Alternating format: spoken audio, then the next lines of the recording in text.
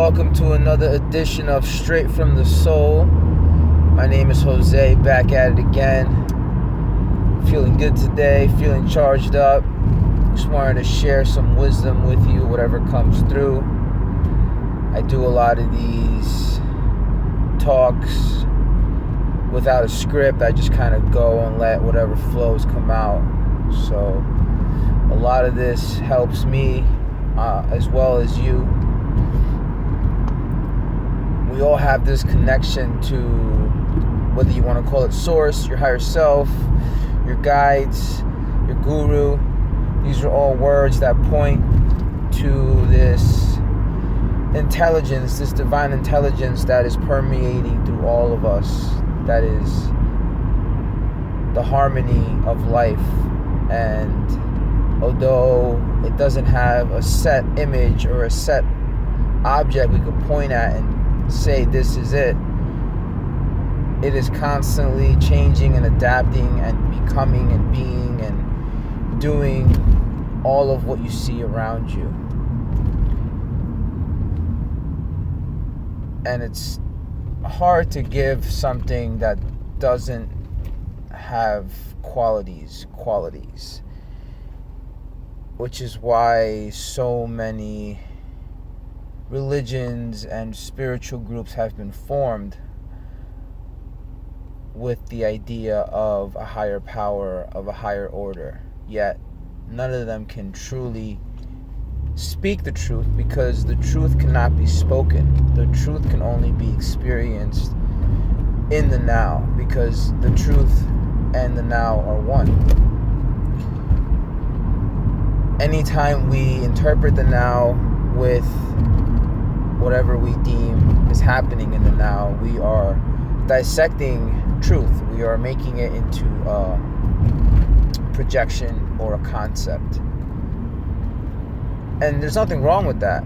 We all have the capability of doing these things, and that's what makes us creators. At the same time, though, if we truly want to be free or realize that we've always been free, we have to drop this idea that concepts and objects and desires are going to fulfill us, are going to make us better than what we already are. It's like quicksand. The more we try to get out, the deeper we fall in. Illusion is no different. The more we try to get out of it, it seems like the more it captivates us. And like a bully at school, the less attention we pay to our deceptive mind, the less power, the less control, the less of an ability it has to reign over us. So be sure to always stay in that open, aware, loving spirit. And it's easy when your day's going right. It's another story when you're in the middle of an argument, or things in your life just aren't lining up the way your ego deems they should line up. So it's all these concepts that we need things to go a certain way that is really the true stress in our life. If we were to just drop our entitlements, our rights to want things to go certain ways, then we would live from a place of pure, enlightened, receptive harmony. And that to the ego seems very boring, because there's nothing to grasp, nothing to obtain, nothing to label as better. It's more of a ongoing play.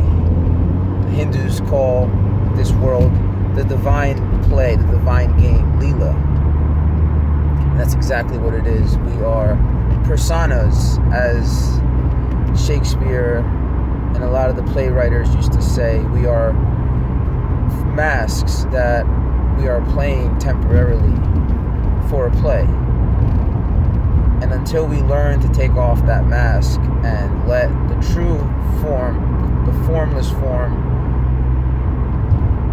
until we let that energy have full dominion, until we let that will take over and not function from our lower aspect, ego, mind, desire, and will, things will continue to be very elusive, very shadow-like, because we're not looking at the world from the right perspective.